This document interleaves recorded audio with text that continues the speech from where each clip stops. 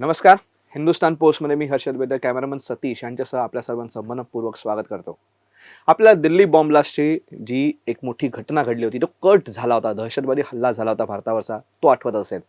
या कटाची सगळी सूत्र एक विद्यापीठ आहे, अल फलाह या विद्यापीठामध्ये, त्या विद्यापीठाचे प्राध्यापक आणि तिकडे शिकणाऱ्या लोकांमधनं, आणि त्या सगळीकडे तो कट रचला गेला होता. अशीच एक घटना की असंच अल फलाह महाराष्ट्रात होतं की काय, अशी एक परिस्थिती तयार झाली आहे. महाराष्ट्रामधल्या नंदुरबार जिल्ह्यातील अक्कलकुवा येथे एक विद्यापीठ आहे. ते जामिया इस्लामिया संघटनेचं आहे. जामिया इस्लामिया इशातुल उलूम ही शिक्षण संस्था इथे काम करते. तिथे तिथे त्या संस्थेमध्ये शिक्षणाचं आदान-प्रदान करण्यापेक्षा तिथे अशा पद्धतीने अवैध प्रकारे फंडिंग गोळा केलं जातं आणि त्या सगळ्या संस्थेशी निगडीत असलेल्या 12 ठिकाणांवरती एन्फोर्समेंट डायरेक्टरेट म्हणजे ईडीने छापेमारी केली आणि ते छापेमारी केल्यानंतर हे सगळं प्रकरण उघड झालं. इथे असंही उघड झालंय की इथे येमेनवरनं काही नागरिक बेकायदेशीर राहत आहेत आणि त्यांच्याकडे आश्चर्यकारकरित्या सगळी भारतीय ओळखपत्र सुद्धा आहेत. हे सगळं घडतं कसं आणि या सगळ्या लोकांना, विशिष्ट धर्मातल्याच लोकांना हे सगळं कसं काय साध्य होतं, हे सगळं गौड बंगाल काय आहे, हा सगळा कट काय, ह्याच्यातलं बिहाइंड द सीन्स काय चालतं आणि उघड काय चालतं, या सगळ्याच गोष्टी आपल्याला समजणं गरजेचं आहे. आणि हे भयानक गोष्ट आपल्या समोर घडते आणि आपल्या दृष्टीआड पण घडते, ह्याची जाणीव आपल्याला आज होणं गरजेचं आहे. आणि ही जाणीव करून देण्यासाठी, हा सगळा कट समजावून सांगण्यासाठी आज आपल्यासोबत उपस्थित आहेत हिंदू विधिज्ञ परिषदेचे अध्यक्ष, ज्येष्ठ विधिज्ञ वीरेंद्र इचलकरंजीकर सर. सर, आपलं मनपूर्वक स्वागत. सर, मला मुळात पहिलं ही घटना काय झाली, नंदुरबार सारख्या महाराष्ट्रातला तसा बघायला थोडासा अप्रगत असा जिल्हा आहे आणि तिथल्या अक्कलकुवा येथे अशी एक संघटना, शिक्षण संस्था उभी राहते आणि ते नेमकं घडतं काय, हे घटना आम्हाला समजावून सांगा. बघा, असं आहे, म्हणजे यातलं पहिलं तुम्ही फार सुंदर शब्द वापरलात, गौड बंगाल. आता इथे नुसता बंगाल नाहीये, म्हणजे गौड बंगालमध्ये जर बंगाल असेल तर तिथे ओडिसा, तिकडे बांगलादेश, हे सगळंच असं काहीतरी मोठं आहे, म्हणजे गंभीर आहे अशी परिस्थिती आहे. कारण तसा नंदुरबार हा काही विकसित जिल्हा मानला जातो असं नाही. पहिली गोष्ट, तिथे आदिवासी किंवा अशांचं आज विकास व्हायला पाहिजे, यासाठी सरकार कोट्यावधी पैसे तिथे टाकते. आता हे जे कोण वस्तानवी तिथे येऊन आले, त्यांनी त्यांचं बस्तान मांडलं, हे गुजरातचे कुठले तरी, ते कुठेतरी UP BP मध्ये कसले तरी मौलवी, पुढचा मौलवी म्हणजे मौलवीमधल्या MA BA अशा काय ज्या काय डिग्र्या असतील ते घेऊन आले आणि असं ठिकाण निवडलं की जे तसं आदिवासी भागातलं आहे, मागासलेलं आहे. पण ते असं म्हणतात की मायनॉरिटीजनी चालवलेलं मेडिकल कॉलेज तिथे आहे. म्हणजे हा भला मोठा एज्युकेशन कॅम्पस तिथे उभा राहतो, जो मदरशाच्या स्वरूपात आहे. म्हणजे एकीकडे तुम्हाला कुराणाचं शिक्षण देणार आणि दुसरीकडे फॉर्मल जे एज्युकेशन म्हणतो तेही देणार. तिसरीकडे बोगस पेशंट दाखवायचे आणि सरकारच्या योजनांचे पैसे खायचे, असाही आरोप तिथे होतोय. आता काय झालं, ही ईडीची धाड आली. ईडीच्या धाडीचं एक गौड बंगाल, पुन्हा पुन्हा तो शब्द आपण खरा आज वापरत राहायला पाहिजे, की ईडीची धाड आली 1, 2, 3 डिसेंबरला, म्हणजे हा महिना अजून संपला नाहीये त्याच्यात. बरं, दुसरं असं झालं की किरीट सोमय्यांनी घोषित केलं की हे महाराष्ट्राचं अल फलाह आहे आणि मी तिथे जाणार. कदाचित ते व्हिडिओ किंवा बातम्या पण आपण बघितल्या असतील. मला फार आनंद झाला आणि दुसरीकडे एक शंका पण आली की हे खरंच जाणार का. आनंद का झाला, शंका का आली, दोन्ही सांगतो. किरीट सोमय्यांनी फार पूर्वी कधीतरी सुनील तटकरे यांचे घोटाळे काढलेले आणि खूप मोठा तेव्हा महाराष्ट्रात इश्यू झालेला. ही गोष्ट मला वाटतं 2009, 10, 11च्या दरम्यानची असेल. मी फार खुश झालेलो की असंही कोणतरी करणारा एक चार्टर्ड अकाउंटंट महाराष्ट्रात आहे. वाह, क्या बात. पण मवियाचं म्हणजे उद्धव ठाकरे मुख्यमंत्री असतानाच्या सरकारमध्ये किरीट सोमय्यांची रांग लागली की आज याच्या विरोधात, उद्या त्याच्या विरोधात, आणि मग अचानक हे गायब झाले. मग खरं हे होत राहायला पाहिजे, किरीट सोमय्यांनी बोलत राहायला पाहिजे, ही माझ्यासारख्या सामान्य वकिलाची इच्छा आहे. हो, मग अल फलाह म्हणाले आणि थांबले, काय झालं, हा प्रश्न पडला. मग मी जरा हे शोधलं तर दिसतं काय बघा, कधीतरी फेब्रुवारी 2025 मध्ये त्या अक्कलकुवा पोलीस स्टेशनमध्ये हा गुन्हा नोंद झालाय की एक येमेनी नागरिक इथे बेकायदेशीरित्या राहतो. बरं, त्याचं नाम काहीतरी लांब लचक आहे, अल खदामी खालेद इब्राहिम सालेह, आणि इतर कोणतरी आहेत, एकटाच नाहीये. मग त्याची रीतसर फेब्रुवारीत गुन्हा नोंद झाला, रीतसर एप्रिलमध्ये चार्जशीट आली. त्याच्या आधारावरती ईडीने कारवाई केली, पण ती कधी, डिसेंबर 25 मध्ये. प्रश्न असा येतो की हे जर तुम्हाला दिसतं, बरं, एकीकडे ही बाजू आली की कोणतरी बेकायदेशीर तिथे राहतायत म्हणून कारवाई झाली, इथून तुम्ही सुरू केलं, एवढे दिवस का लागले, हे गंभीर आहे. बरं, दुसरीकडे यांचं असं म्हणणं की ईडीचं अधिकृत म्हणणं असं आहे की या एज्युकेशनल कॅम्पसला, हे जे काही त्या वस्तानवीचा मदरसा आहे तिथला, त्याला 400 कोटीपेक्षा जास्त रक्कम 8-9 वर्षांमध्ये विदेशातून फॉरेन कॉन्ट्रीब्युशन रेग्युलेशन कायद्याखाली आली. बरं ती कुठून कुठून आली आहे? मग मी समजू शकलो असतो की ती पाकिस्तानातून आली, ती सौदी अरेबियातून आली, ती स्वित्झर्लंडमधून येते, ती बोटस्वानामधून येते, ती सेचेलिसमधून येते, हे अजून काहीतरी मोठं आहे. आणि मग त्यांचं असं म्हणणं की हे जे पैसे आले त्याचे हिशोब त्यांनी नीट नाही दिले. या विषयावर हर्षद आपण परत बोलू. FCRA, मी हा विषय परत एकदा वेगळा ठेवतो. म्हणजे एक आवडीचा घास बाजूला ठेवतात खाताना काही जण, तसा हा एक गंभीर मुद्दा आहे. म्हणजे माझी उपमा वेगळी आहे, पण तो फार गंभीर मुद्दा. मग FCRAचं व्हायोलेशन असेल तर ते 2014-15 पासून आहे. मग तेव्हा का नाही बघितलं गेलं? तेव्हाही ते का झाकून ठेवलं? म्हणजे असं झालं का की ऍक्सिडेंटली एक FIR नोंदला, मग आता नाईलाजाने कारवाई करायला लागली, असं काही होतंय? मग किरीट सोमय्या जर जाणार होते ते का थांबले? हा मला खरंच पडलेला प्रश्न आहे. त्यांनी जावं तिथे. माझं तर म्हणणं आहे की नितीश राणेंनी पण तिथे जावं, की काय सुरू आहे बाबा इथे नक्की. कारण हे असं काहीतरी झाकून ठेवलेलं कधीतरी नाईलाजाने उघडायला लागतं. असं काहीतरी झालंय का? हा मुद्दा तिथे येतो. त्यामुळे हे एक खूप मोठं गौड बंगाल आहे नक्कीच. सर, तुम्ही आता हे सगळं सांगितल्यानंतर या विद्यापीठाबद्दल, या शिक्षण संस्थेबद्दल आम्हाला अजून जाणून घ्यायला आवडेल. तुम्ही ते FCRA बद्दल बोललात. ही संस्था नेमकं काम काय? तुम्ही मगाशी म्हटलात की मेडिकल एज्युकेशन देणं आणि मदरसा चालवणं ही 2 कामं करते. नक्की खरंच ही संस्था हे काम करत होती का? कारण त्याला इतक्या संख्या देशांमधनं एवढे 400 कोटींपेक्षा जास्त निधी मिळालाय म्हणजे त्या संस्थेला. हे नेमकं कसं काय झालं आणि शिक्षण संस्था नेमकी आहे काय? नाही, खरे या प्रश्नाला धरून मी स्वतःलाच एक प्रश्न विचारतो की मग येमेनी नागरिक तिथे का आला? हे दोन्ही प्रश्न एकत्र येतात. आता लॉकडाऊनच्या काळात सर्वसामान्य भारतीयांची, त्यात परत हिंदूंची स्मरणशक्ती फार वीक असते. ते जरासं असं थोडंसं काहीतरी वाचतात, वा वा वा छान झालं, वा वा वा वाईट झालं, हे चहाण, मग ती सिरियल लावायची, मग ऑफिसला जायचं विसरले. पण आपल्याला आठवत असेल 2020 मध्ये लॉकडाऊन लागल्यानंतर त्या दिल्लीमध्ये त्या निजामुद्दीन मरकजमध्ये काहीतरी असंच कॉंग्रेगेशन होतं आणि बरेच विदेशी नागरिक यांनी लपून लपून देशभरात ठेवलेले. ती संख्या हजाराच्या घरात होती काहीतरी. आणि मग त्याच्या केसेस झाल्या, त्यांच्यावर गुन्हे नोंद झाले. आमच्या हायकोर्टाने, मुंबई उच्च न्यायालयात तेव्हा ते एक नलावडे म्हणून न्यायमूर्ती होते, त्यांनी त्या सगळ्यांना सोडून दिलं. बिचारे गरीब बिचारे असे राहत होते. तुम्ही सरकार हे फार चुकीचं करतंय अशी भूमिका त्यांनी घेतली. हे नलावडे ही एक वेगळी स्टोरी आहे खरी त्याच्यातली. पण मुद्दा तोच येतो. मुद्दा काय येतो बघा, हिंदूंची पवित्र भूमी भारत आहे, त्यांची पवित्र भूमी काशी आहे, त्यांची पवित्र भूमी पंचवटी नाशिक आहे, त्र्यंबकेश्वर आहे, अजून काय जे काय असेल ते आहे, त्यांची 3.5 शक्ती, पण ते सगळं भारतात आहे. मुसलमानांची पवित्र भूमी तर तिकडेच आहे ना बाबा, मक्का मदिना तिकडे सगळीकडे. मग हे इकडे कशाला येतात? पहिला प्रश्न. बरं, आला तर आला बाबा, तुमचा ग्रेट डॉक्टर होता, तुम्हाला काहीतरी ऑपरेशन्स कशी करायची हे शिकवायला आला, अधिकृत ठेवायचा होता, बोगस कागदपत्र घेऊन कशाला आला तो? त्याला मग असा लपवून कशाला ठेवला? याचा अर्थ इसके पीछे और भी कुछ है. हे काहीतरी लपलेलं आहे आणि हा पॅटर्न आहे. बरं, भारतातून जे मुसलमान, म्हणजे हे जर आदान प्रदान असेल, म्हणजे नेपाळी हिंदू भारतात आला, भारतातला हिंदू नेपाळात गेला, समजू शकतो. पण भारतातले जे मुसलमान फाळणीनंतर तिकडे गेले, त्यांना एक स्पेसिफिक टर्म देण्यात आली, हे मुहाजिर आहेत.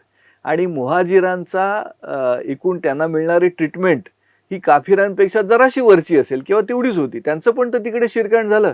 म्हणजे भारतीय मुसलमानांना जागतिक स्तरावरती मुसलमान किंवा हे मुसलमानांच्या पवित्र भूमीतले मुसलमान, आपण त्यांच्या भाषेत म्हणा, याच्यात काय त्यांच्या धार्मिक भावनांचा मुद्दा नाही, त्यांच्याच मेथोडॉलॉजीमध्ये आपण हे बघतोय. त्यांना काही भारतीय मुसलमान म्हणजे थेट काहीतरी पैगंबरांचे वंशज किंवा पैगंबर भारतात होते म्हणून हे आमच्या जवळचे, असं काही ते म्हणत नाहीत. मग तिकडून इकडे कशाला येतात? बरं, असे येऊन लपून कशाला राहतात? आणि मग इथे 400 कोटीचा फ्रॉड, काहीतरी FCRAचं व्हायोलेशन होतं. बरं, ह्या मदरशात जे शिकायला येतात हे देशभरातून अक्कलकोयात येतात आणि मग ती संख्या 1200, 1500, 12,000 अशी काहीतरी आहे. ह्याच्यावरती अधिकृत सरकारने स्टेटमेंट आणायला पाहिजे असं माझं म्हणणं आहे. ह्याच्यावरती नागपूर अधिवेशनात चर्चा व्हायला पाहिजे होती खरी, कारण त्याच्यानंतर लगेच अधिवेशन होतं, पण तो विषय आलेला नाही. हे काय आहे?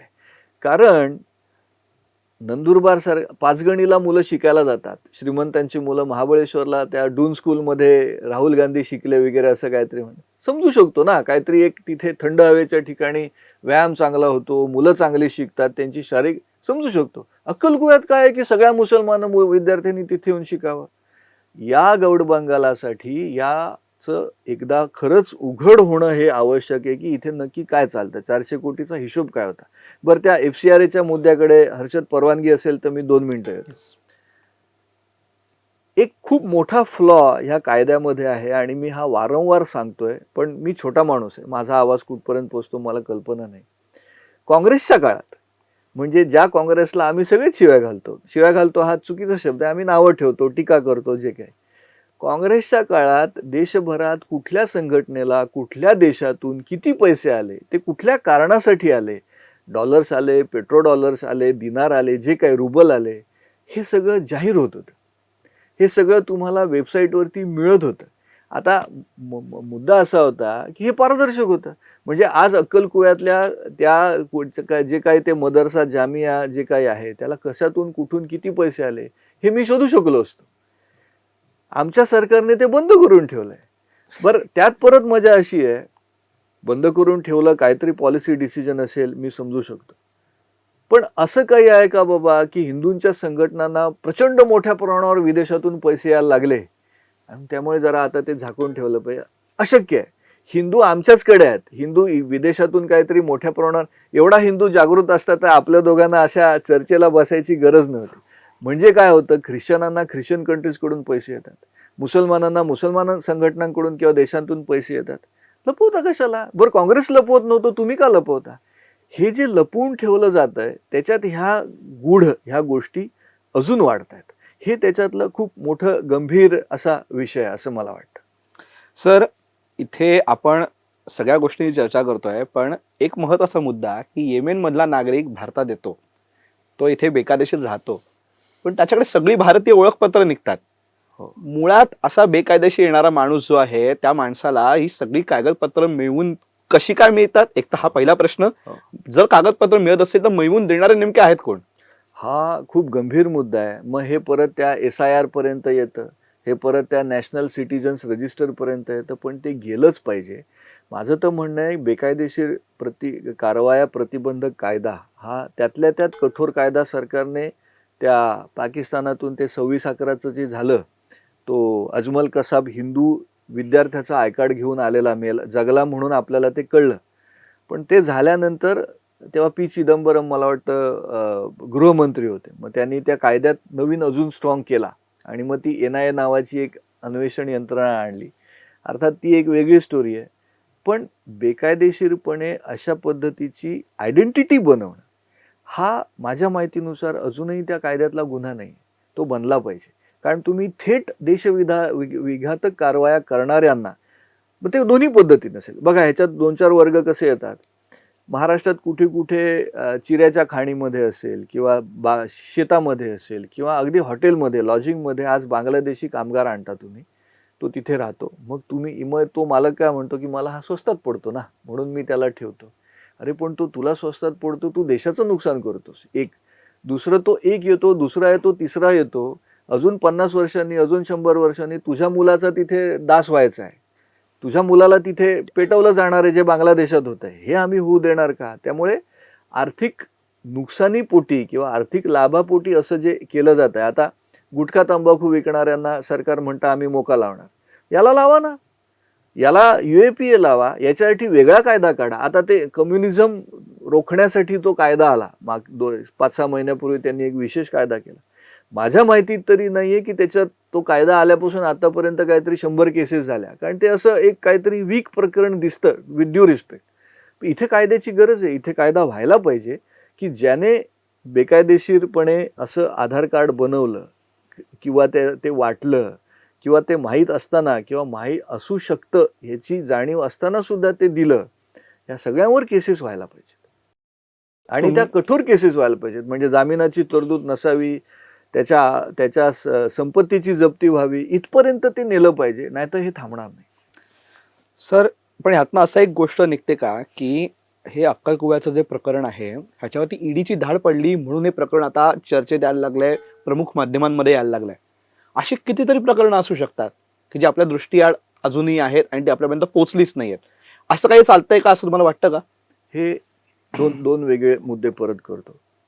ईडीची धाड पडल्याचा एक जो पॅटर्न असतो ना, बातम्या एवढ्याच आहेत, तुम्ही गुगल करून बघा. 12 ठिकाणी धाडी पडल्या. कुठे कुठे?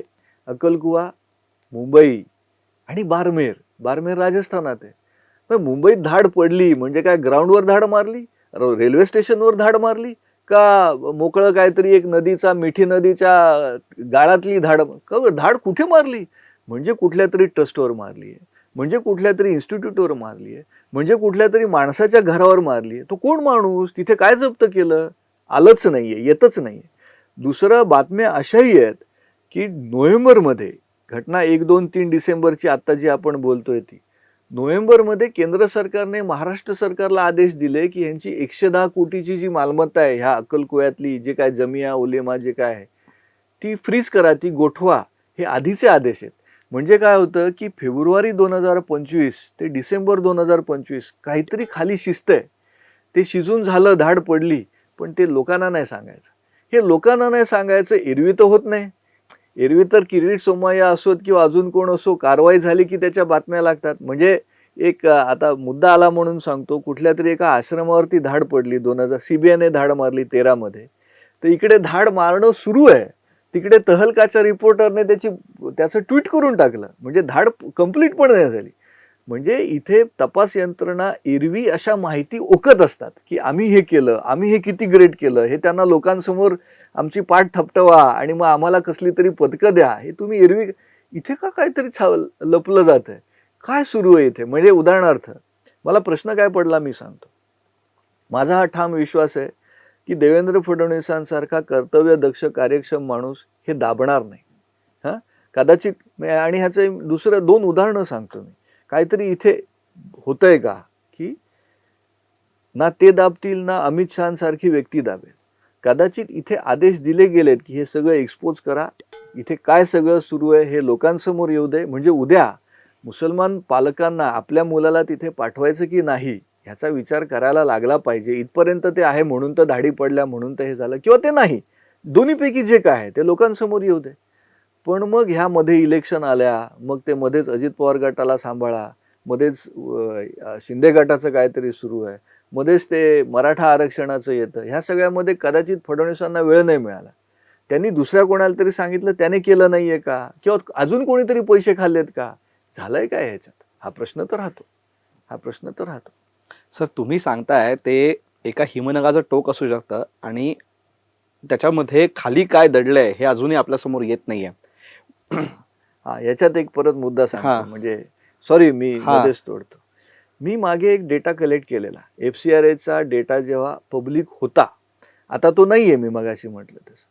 माझ्या आठवणीनुसार 2015 ते 2018 4-5 वर्षाच्या काळात फक्त मुंबईमध्ये आलेली FCRAची रक्कम, फक्त मुंबई शहर म्हणतो आम्ही, ती काहीतरी 5,000 किंवा 12,000 कोटी होती. दिल्लीची ह्याच घरात होती, बेंगलोरची ह्याच घरात होती. आणि ओव्हरऑल देशभरात एकूण आलेला सगळ्या राज्यांचा FCRAचा निधी एकत्र केला तर तो एखाद्या देशाच्या एखाद्या राज्याच्या बजेट इतका निघतो. आता प्रश्न काय आहे, म्हणजे इथे होतंय काय? हे 400 कोटीचं ह्यांचं झालं. अजून कदाचित अशी 10-15 उदाहरणं असतील, चर्च असतील, मदरसे असतील, आपल्याला कल्पना नाही. पण आज आपण निदान हे म्हणू शकतो की एवढ्या मोठ्या रकमेने हिंदू संघटनांना पैसे येतात असं तर होत नाही. एवढं तर माझ्या ज्या परिचित संघटनांमध्ये मी जाणतो तिथे तर काय होत नाही. प्रश्न असा आहे की याच्या व्हायोलेशन्सवरती कंट्रोल आणणं. आता ते काय म्हणतात त्या प्रेस नोटमध्ये हे पण आहे की FCRAचं यांचं जे रजिस्ट्रेशन होतं ते रद्द झालं. ठीक आहे, मग तुम्ही ह्याच्या पुढे भ्रष्टाचार होणार नाही याची कॅप घातलीत, पण झालंय त्याचं काय करायचं? म्हणजे या पैसा जो 400 कोटी येत होता, FCRAला ऑडिट रिपोर्ट जात होता, त्याला रिटर्न जात होता. हा एकतर वक्फ आहे किंवा हा चॅरिटी कमिशनरकडे रजिस्टर झालेला एक ट्रस्ट आहे. परत ह्या एज्युकेशनल इन्स्टिट्यूशन्स असल्यामुळे त्याचं परत काहीतरी तिथे एक सबमिशन आहे. इथे कुठेच हे सापडलं नाही. हे सापडलं नाही हा मी सिस्टमिक फ्लो मानतो. म्हणजे हे या जामिया मिलिया जे काही आहे, इशातुल उलूम. जामिया मिलिया इशातुल उलूम यांच्यापुरतं झालेलं नसावं. हा एक सिस्टमिक फ्लो आहे. कारण FCRA विंग आत्तापर्यंत मी जेवढ्या FCRAच्या व्हायोलेशन्स म्हणजे FCRA कायद्याचा भंग केला म्हणून केसेस घातल्या, दिल्लीतून जेवढं झालेलं मी बघितलंय ते 5 कोटीच्या वर वगैरे असेल तरच. मग ह्याच्या खाली भ्रष्टाचार होत नसतील. आता प्रश्न कसा आहे, समजा मुंबईत 5,000 कोटी आले, आपण एका वर्षासाठी गृहीत धरू की 1,000 कोटी आले. 1,000 कोटी काय एक संस्था घेत नाही, त्या 1,000 संस्था घेतात. म्हणजे ॲव्हरेज एका संघटनेला 1 कोटी 2 कोटी 3 कोटी 50 लाख 5 लाख 20 लाख असे तुकड्यात आले. याच्यातला घोटाळे, याच्यातला भ्रष्टाचार सिंग्युलरली सिंगल म्हणून तो 100 लाख 1 कोटीचा असेल, तो 50 लाखाचा असेल, तो 50,000चा असेल. एकत्र येतो तेव्हा तो 4,000 कोटीचा होऊ शकतो, तेव्हा तो 3,000 कोटीचा होऊ.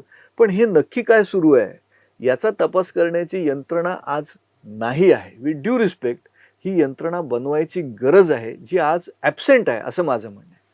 सर, तुम्ही हे सांगितलं ते अजूनच गंभीर आहे, कारण ह्याच्या पैशांमध्ये इतक्या छोटे फाटे फुटत असतील, त्या छोट्या फाटे नेमके जातात कुठे हे शोधणं पण आता गरजेचं आहे. आणि आपण वेळोवेळी अशा प्रकरणांवरती आपण बोलत राहूच, पण आज तुम्ही मला वेळ दिलात आणि इतकं गंभीर प्रकरण जे खरंच आपल्या महाराष्ट्रात आपल्या शेजारी घडतंय, आपल्या महाराष्ट्रात घडतंय, हे प्रकरण आम्हाला समजावून सांगितलं आणि त्याची जाणीव आज आम्हाला तुम्ही करून दिलीत, आमच्या प्रेक्षकांना करून दिलीत, याबद्दल हिंदुस्तान पोस्टतर्फे आपले मनपूर्वक आभार. तर हे होतं अक्कलकुवा प्रकरणाचं संपूर्ण विश्लेषण. आणि वीरेंद्र सरांनी जे काही मुद्दे मांडले ह्याच्यावरनं आपल्याला खरंच समजत असेल, आपल्या प्रेक्षकांनाही समजतंय की हे प्रकरण खरंच गंभीर आहे आणि या प्रकरणाची खोली कुठपर्यंत गेलेली आहे. असे हिमनगाच्या टोकावरचे विषय आपण आज घेऊन येतोय, असं हिमनगाच्या खाली काय दडलंय हे अजूनही आपल्याला माहित नाही. ते सरकारी यंत्रणांना माहिती आहे, पण ते कदाचित जाणीवपूर्वक दाबलं जात आहे. मी इथे कदाचित म्हणतोय कारण आपल्याला खरं कोणालाच माहित नाही. खरं जेव्हा येईल तेव्हा आपल्या सगळ्यांपुढे सगळ्यात एक पर्दाफाश झालेला असेल. पण तोपर्यंत असे विषय आम्ही तुमच्यासमोर नक्कीच आणत जाऊ आणि अशा वेगवेगळ्या विषयांवरती आम्ही चर्चा सुद्धा आम्ही तुमच्यासमोर घेऊन येत राहू. ही चर्चा तुम्हाला कशी वाटली कमेंट बॉक्समध्ये नक्की सांगा. आणि असेच माहितीपूर्ण व्हिडिओज पाहण्यासाठी हिंदुस्तान पोस्टच्या YouTube चॅनलला सबस्क्राईब करा आणि फेसबुक पेजला लाईक फॉलो करायला विसरू नका. धन्यवाद.